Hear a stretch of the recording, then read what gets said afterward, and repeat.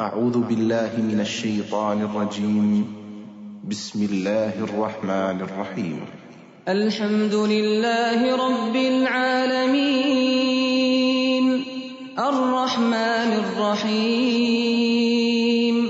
مالك يوم الدين إياك نعبد وإياك نستعين اهدنا الصراط المستقيم صراط الذين أنعمت عليهم غير المغضوب عليهم ولا الضالين.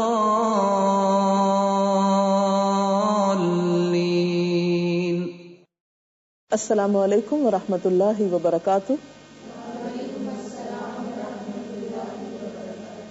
نحمده ونصلي على رسوله الكريم اما بعد فاعوذ بالله من الشيطان الرجيم. بسم الله الرحمن الرحيم. رب اشرح لي صدري ويسر لي امري واحلل عقدة من لساني يفقهوا قولي. ہماری آج کی گفتگو کا موضوع ہے ہم عید کیسے منائیں. الحمدللہ رمضان المبارک اپنے اختتام کو پہنچا، خوشی کا موقع آیا. خوشی کے موقع پر خوشی منانا عین انسانی فطرت ہے، اور ہمارا دین، دین اسلام، فطرت کے عین مطابق ہے. وہ خوشی کے موقع پر خوش ہونے کا حق دیتا ہے، انسانی ضروریات اور خواہشات کی جائز تکمیل کے ذرائع فراہم کرتا ہے. اسی لیے ہم دیکھتے ہیں کہ عید کے موقع پر نبی اکرم صلی اللہ علیہ وسلم نے خوشی منانے کی اور اس دن کو گزارنے کی بہترین تعلیم دی ہے.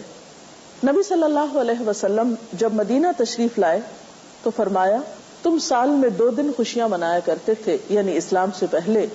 اب اللہ تعالیٰ نے تمہیں اس سے بہتر 2 دن عطا فرمائے ہیں، یعنی عید الفطر اور عید الاضحیٰ.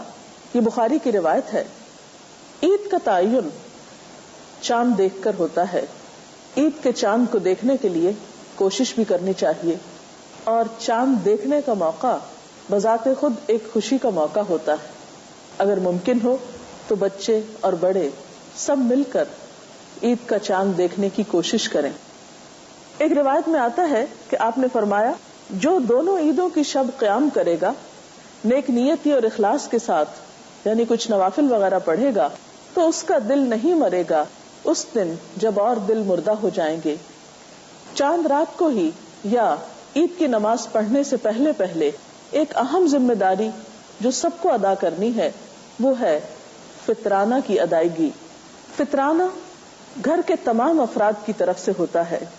ہر مسلمان، غلام ہو یا آزاد، مرد ہو یا عورت، چھوٹا ہو یا بڑا، روزہ دار ہو یا غیر روزہ دار، صاحب نصاب ہو یا نہ ہو، حتیٰ کہ دودھ پیتا بچہ، اس کی طرف سے بھی صدقہ فطر ادا کیا جائے گا. یہ وہ صدقہ ہے جس میں تمام مسلمان شریک ہوتے ہیں.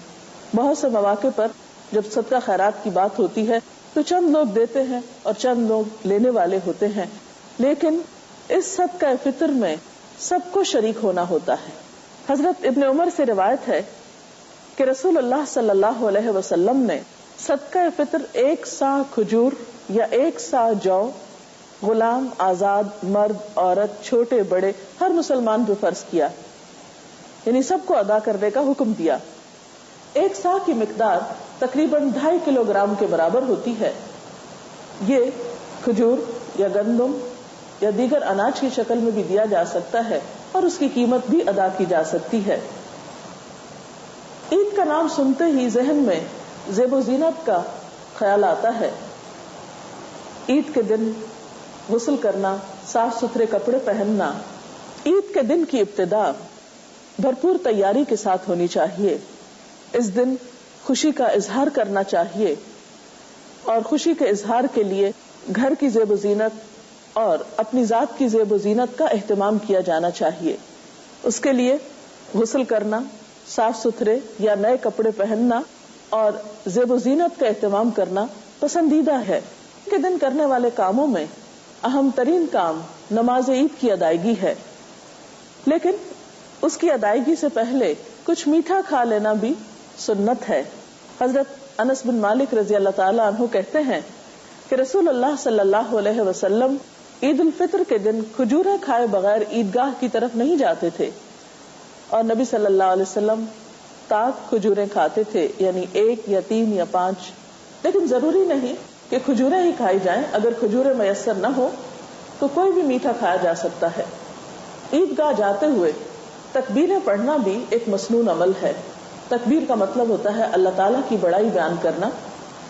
ایک روایت میں آتا ہے کہ نبی صلی اللہ علیہ وسلم عید کے دن صبح سویرے نکلتے، عیدگاہ تشریف لے جاتے اور عیدگاہ جانے تک تکبیریں پڑھتے، پھر عیدگاہ میں بھی تکبیریں پڑھتے، یہاں تک کہ امام خطبے کے لیے بیٹھ جاتا، پھر تکبیریں پڑھنا چھوڑ دی جاتی.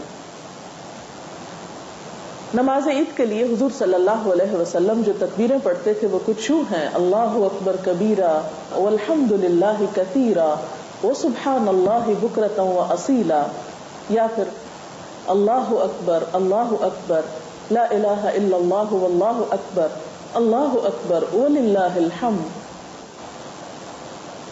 نماز کے لیے مسنون طریقہ یہ ہے کہ انسان جاتے ہوئے ایک راستہ اختیار کرے اور واپسی پر دوسرا راستہ.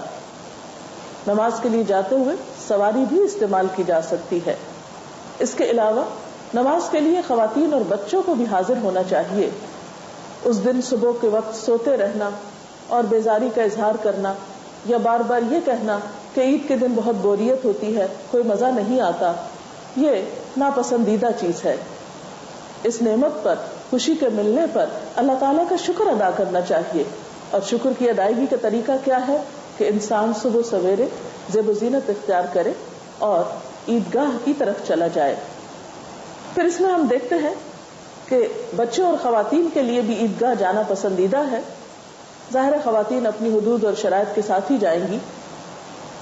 صحیح بخاری اور مسلم کی ایک حدیث ہے، حضرت ام عطیہ سے روایت ہے کہ رسول اللہ صلی اللہ علیہ وسلم نے حکم دیا کہ دونوں عیدوں کے دن ہم حیض والی اور پردہ نشین تمام عورتوں کو عیدگاہ میں لائیں تاکہ وہ مسلمانوں کے ساتھ نماز اور دعا میں شرکت کریں. البتہ حیض والی عورتیں نماز نہ پڑھیں. تو اس سے پتہ چلتا ہے کہ جن عورتوں کو نماز نہیں پڑھنا وہ بھی وہاں جا کر دعا میں شریک ہو سکتی ہیں. عید کا دن باہم ملاقات کا دن بھی ہے. باہم ملاقات کرنے سے مسلمانوں میں آپس میں ہمدردی اور محبت کے جذبات پیدا ہوتے ہیں. اس وقت ملاقات کرتے وقت تقبل اللہ منا ومنکم کی دعا دی جا سکتی ہے کہ اللہ تعالی ہمارے اور تمہاری نمازیں، روزے اور دعائیں قبول فرمائے. پھر اسی طرح عید سے واپسی پر مزید خوشی کا اہتمام کیا جا سکتا ہے. مثلا ہم صحیح بخاری میں دیکھتے ہیں، حضرت عائشہ رضی اللہ تعالی عنہا سے روایت ہے کہ کچھ حبشی نیزوں سے عید کے دن مسجد میں کرتب دکھا رہے تھے. حضور صلی اللہ علیہ وسلم کے پیچھے میں انہیں دیکھ رہی تھی. حضرت عمر نے ان کو ڈانٹا، لیکن حضور صلی اللہ علیہ وسلم نے فرمایا عمر جانے دو، اور ان سے کہا اے بنی ارفدہ تم بے فکر کھیلو. اسی طرح حضرت عائشہ کا بیان ہے کہ عید کا دن تھا، کچھ لونڈیاں بیٹھی دف بجا رہی تھی اور جنگ بعاث کے متعلق اشعار گا رہی تھی. اتنے میں حضرت ابوبکر تشریف لائے اور فرمایا نبی صلی اللہ علیہ وسلم کے گھر میں گانا بجانا. نبی صلی اللہ علیہ وسلم نے فرمایا ابوبکر رہنے دو، ہر قوم کے لیے عید کا ایک دن ہوتا ہے اور آج ہماری عید کا دن ہے. تو اس سے پتہ چلتا ہے کہ خوشی کے موقع پر خوشی منانا یہ بھی اسلامی طریقہ ہے. لیکن عموماً ہمارے ہاں عید کے موقع پر خوشی منانے کا تصور ختم ہوتا چلا جا رہا ہے. خواتین زیادہ تر کھانا پکانے میں مصروف رہتی ہیں. صبح کے وقت عام طور پر بچے سوئے رہتے ہیں یا پھر رات کو بہت دیر تک جاگتے رہتے ہیں، بازاروں میں گھومتے پھرتے رہتے ہیں، اور اس میں بھی بسا اوقات ایسی حرکات دیکھنے میں آتی ہیں کہ جو پسندیدہ نہیں. رمضان بھر روزے رکھ کر عید کی رات کو تقوی کے خلاف کام کرنا اسلامی اخلاق کا حصہ نہیں ہو سکتا. ہمیں ایسی تمام چیزوں سے پرہیز کرنا چاہیے جو اللہ تعالیٰ کو ناپسند ہو، کیونکہ عام طور پر دیکھنے میں آیا ہے کہ بازاروں میں بسا اوقات خواتین کو تنگ کیا جاتا ہے، یا آوازیں کسے جاتے ہیں، یا غیر ضروری طور پر گھوما پھرا جاتا ہے. ان چیزوں کا خوشی منانے سے کوئی تعلق نہیں.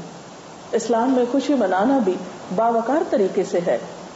پھر اسی طرح بعض اوقات یہ بھی دیکھنے میں آیا ہے کہ خوشی منانے کے لیے ہم جو کپڑے پہنتے ہیں یا زیور پہنتے ہیں تو ان میں کمپٹیشن شروع ہو جاتا ہے، باہم مقابلہ بازی کی کیفیت ہوتی ہے. اس وجہ سے بھی خوشی بسا اوقات حسد میں تبدیل ہو جاتی ہے. ہمیں اس بات کا تو حق دیا گیا ہے کہ ہم نعمت کا اظہار کریں، اچھا پہنیں، اچھا کھائیں، لیکن اس بات کی اجازت نہیں دی گئی کہ ہم اپنی نعمت کا اظہار اس طرح کریں کہ دوسرے کی تحقیر ہو یا دوسرا تکلیف میں مبتلا ہو یا صرف اپنی خوشی کا خیال رکھیں اور دوسروں کو بھول جائیں. رمضان کے علاوہ اس موقع پر بھی اپنے عزیزوں دوستوں کو یاد رکھنا، ضرورت مند لوگوں کو یاد رکھنا، ان کی ضروریات کا خیال رکھنا، یہ بھی ہمارے فرائض میں شامل ہے. حقیقی خوشی تو وہ خوشی ہوتی ہے جس میں سب شریک ہوں، صرف اپنی خوشی کا ہی نہیں دوسروں کی خوشی کا بھی خیال رکھا جائے.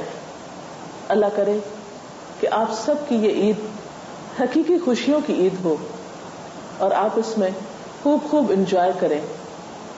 وآخر دعوانا ان الحمد للہ رب العالمین.